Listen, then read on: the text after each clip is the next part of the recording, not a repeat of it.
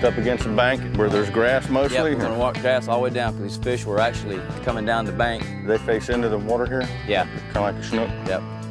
These little fingerling mullet, you know, they're about 4 or 5 inches long, which is the perfect size for your mirror lures, you know, your little top dogs and stuff and top pups, but I mean, that's, they're just everywhere. I mean, they're just all over the banks now. Have you seen this water down here this clean? I've never seen it this clean here. And it is absolutely gorgeous. There's a red or something up in here. Absolutely gorgeous. You could actually almost get on intercoastal and pole down and sight fish. It's so clean. Oh, oh, oh, oh, oh, oh, oh. Oh, I was behind him, I was scaring him. Uh-oh, here we go, here we go. Oh, got it. There he is. Yeah. I say he come right out of the bushes on that one. That almost feels like a trout. Does it? No, I think it's a red, maybe a little red. You, oh yeah, now he feels like a red. Come on, baby. Hey, that's not a bad little redfish. Probably 4 or 5 pounds. He come right out of that grass right there. As soon as I gave it 2 twitches, I saw him coming out after. I was like, oh, here we go. Oh, that is a nice fish. That's one like you want to see at a tournament, Yeah, huh? there you go. Will this work? I think he's fish, Blair. I think he's about ready. That bogey, you got it? Yeah, I got it. Here.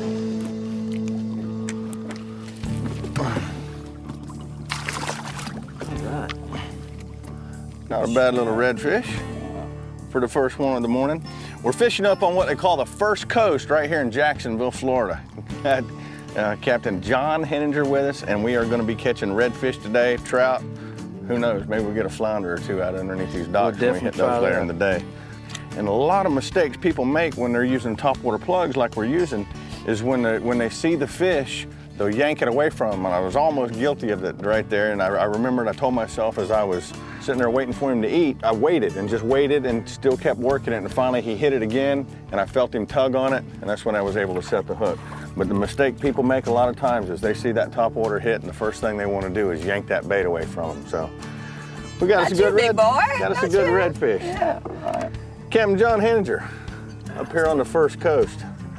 Go ahead and let him go? Yeah, go ahead and set him up. Oh, he was ready, wasn't he? Ready. Well, I can go for another one of those, Yes, huh? sir, buddy. Thank We you, still sir. got a good bank to go down. Well, you called it. Right against the bank, working the topwater plugs, the old top dog from Mirror Lure.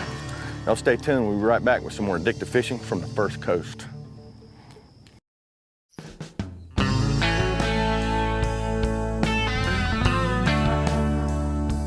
Blair, since you got the reach out and touch me rod, I believe. Oh, I think I just had one following. What do you think? Back up in the pocket there? Yeah, see if you can't get a touch me shot out there in that pocket. I'm gonna call you long legger, longer caster. She's new 7'9" right in my gills. Is that a 7'9"? Yeah. I actually got an 8-footer too. Well, since the tide's so high now, how's this creek usually look? Actually, this creek goes dry. And Is that a lot of the low tide or what? On low tide, yeah. When you get a low tide, these ditches will go dry. And what happens, a lot of your fiddler crabs will come out, you know, and so when the water comes in, these fish will move in. And you just follow the tide in, and some of these ditches are dead end. And the water trickles in through the grass, but you know, they'll dead end. And a lot of times you get in a pocket back here, and there'll be 4 or 5 fish just with the backside of the water. But yeah, most of these ditches, you know, in this area will go completely dry. So if you're here fishing and you're in a high tide, make sure you know where you're at because you can be sitting high and dry for 6 hours. Oh, here we go, fish. Come on, baby, come on. You want it.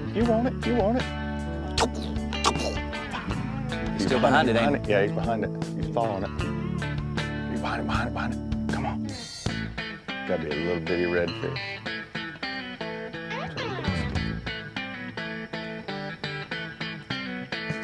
Oh, he got it. Yeah. Way to go. Yeah, man, that was sweet. Oh, he ain't no little fish either. No. Sweet. Good job. Good job. He ain't no little one, but... Oh, that's so neat. You just gotta be patient with him. That's it, man. Patience is a virtue when you're fishing. Not a bad little fish. No, it ain't, man. Not a bad little fish at all. And you're right, he's just back here in the creek, waiting for the old top dog. Yep.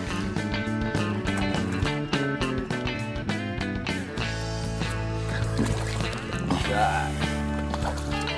Let me grab it. Here. Grab him. Yeah, that booger makes it nice.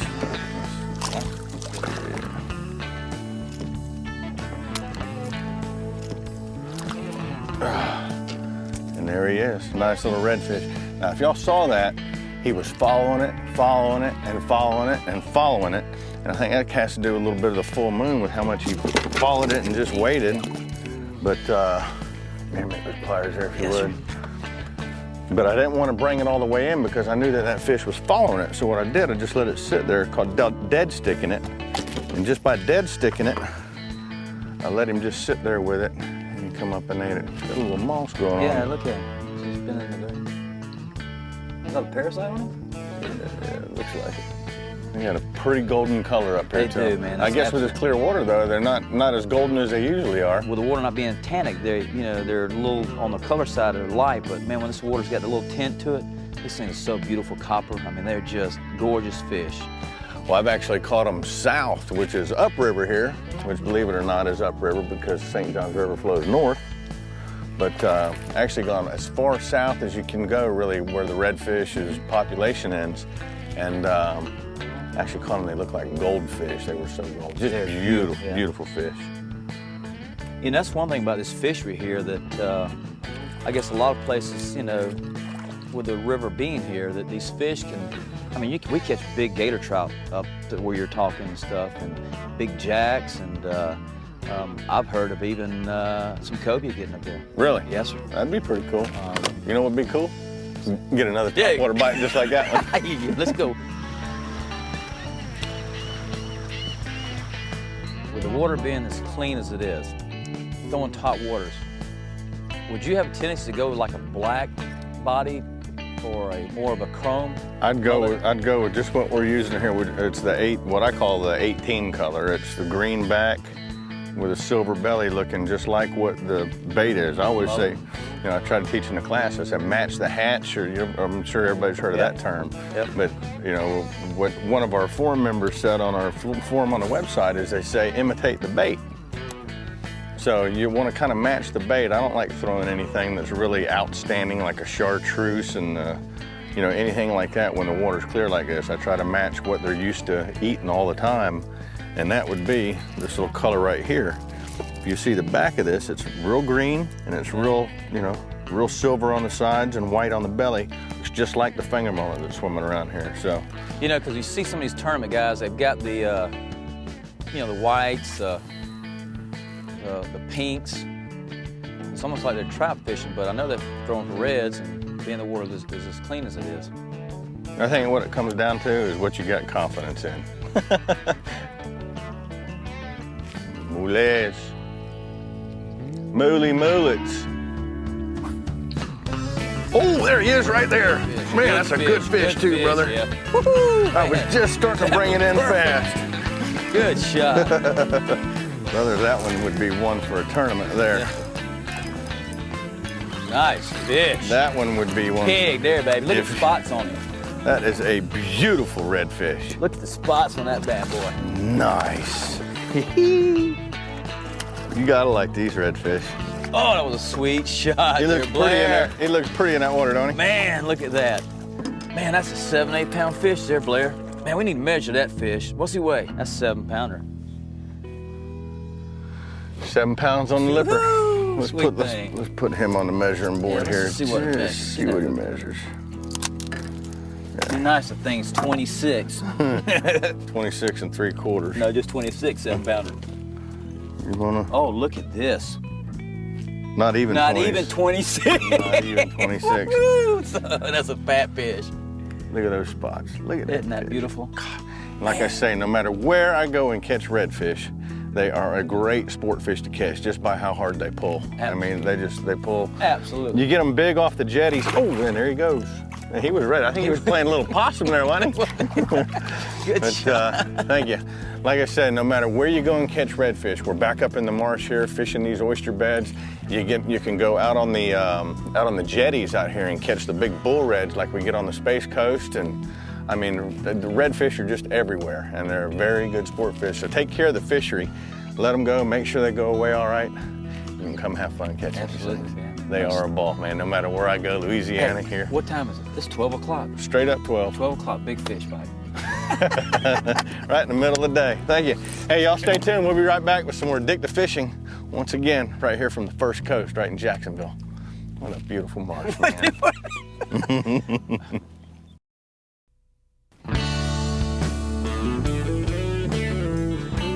Bang them on. Bang them on like, get away from me, you're making noise. Yeah, something's after him. Look at that wake he's throwing. And you find that at a higher tide that spreads the fish out a lot more? Oh yeah, absolutely. They'll get in and go their little separate ways. So John, does that mean you like the high tide or the low tide better? I like high tide, 'cause I like throwing top water. And I love walking the dog. And you know, the high tide, these fish get up on the grass and around these little small islands and stuff. And it's got like a cut bank where the mud actually separates from each other, and it creates little volcanic tracks, or what do you even call it, little craters and stuff. And those fish on the high water will actually sit in there. When fish come through those things, they can ambush them. And you throw past that island, walk the dog, and all of a sudden the water just goes, you know, there's just nothing exciting. There's nothing more exciting than having the fish and watching him eat it. You know, a lot of times you get a fish submarine behind it. Yeah. And it's just, oh man, it's just unbelievable. With a topwater lure, once you get that rhythm down that you can see the rod tip twitch, twitch, twitch, twitch, twitch, twitch, twitch, it pulls the bait one way, then it pulls the bait the other way, and it pulls the bait one way, pulls it the other. And once you get that rhythm down, that's when you get that ball bearing and everything working that's in the lures. And I'll show you the ball bearings here. You can hear them, but those are ball bearings. Once you get that sound like that, that's what attracts the fish up. And they come up right behind it a lot of times and suck it right off the top. There he is.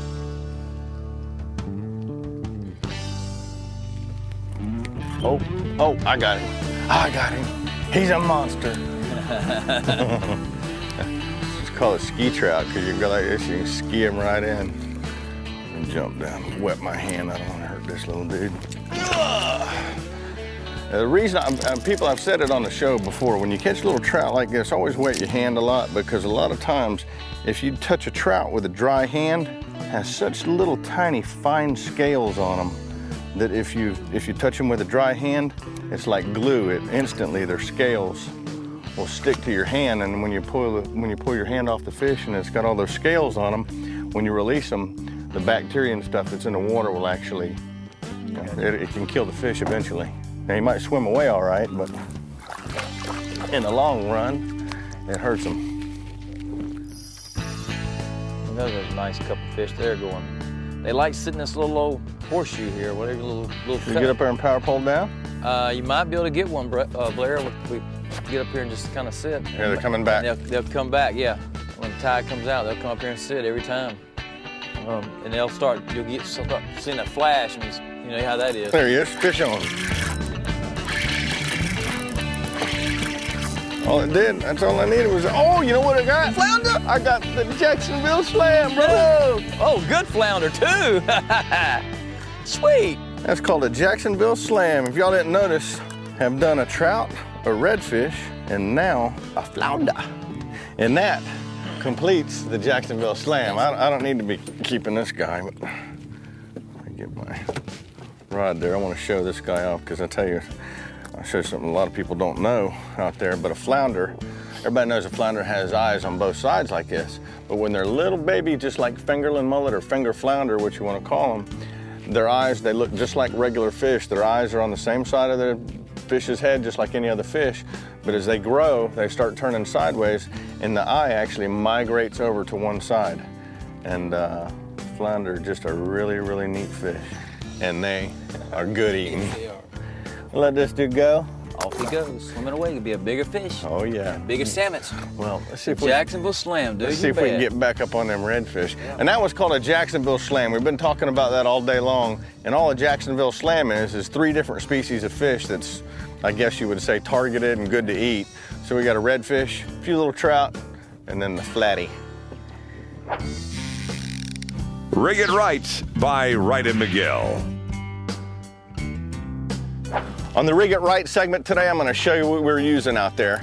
I was using the top dog, and this one here just happens to be the top pup. It's a little bit smaller, and we're matching all the finger mullet that's swimming around out here right now. It's the green back with the silver sides and a little white belly. It looks just like the finger mullet that we're out here.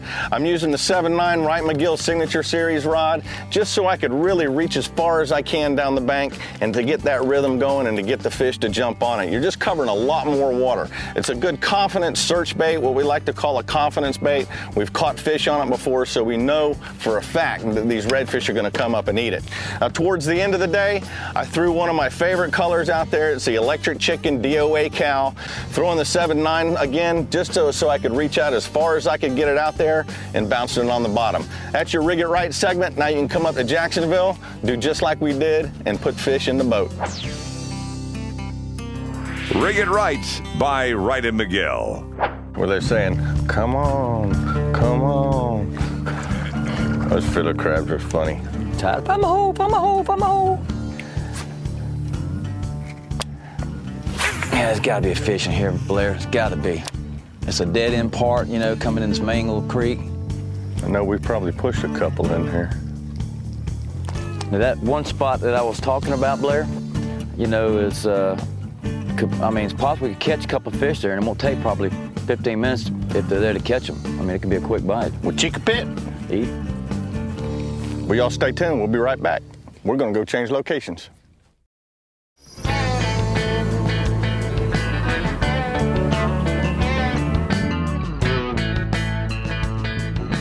Just get the rhythm down. Follow that rhythm.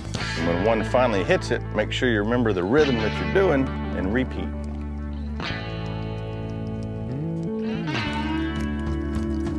Oh! Jack Valley. Oh, 2 of them. All right, here we got something that's here we go. You think Jack Crevalle are aggressive, folks? Let me show you something here that you won't believe. 2 fish on 1 lure. How about that? 2 Jack Crevalle on the same lure. Now, I've had that happen out on the way out in, on the Space Coast when we get those big 40, 50-pound jacks. We use big, giant, long lures for them. And this could get dangerous. You need help? All these treble hooks running around. I got it. the double jack. There's 1 jack off. And the second one off. 2 on 1 lure. How many times have you ever seen that?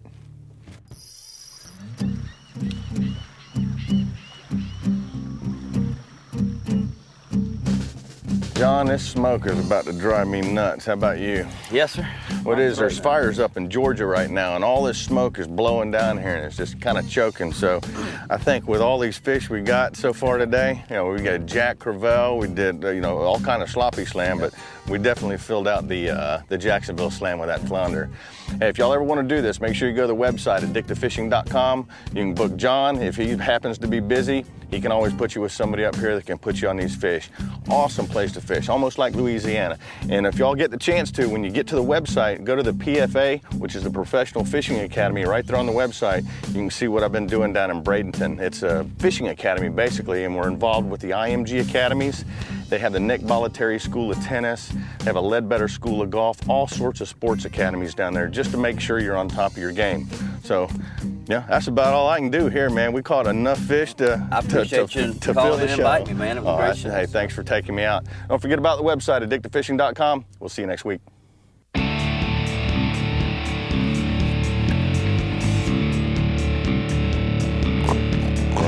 Grunt like a pig. You can ski him right in.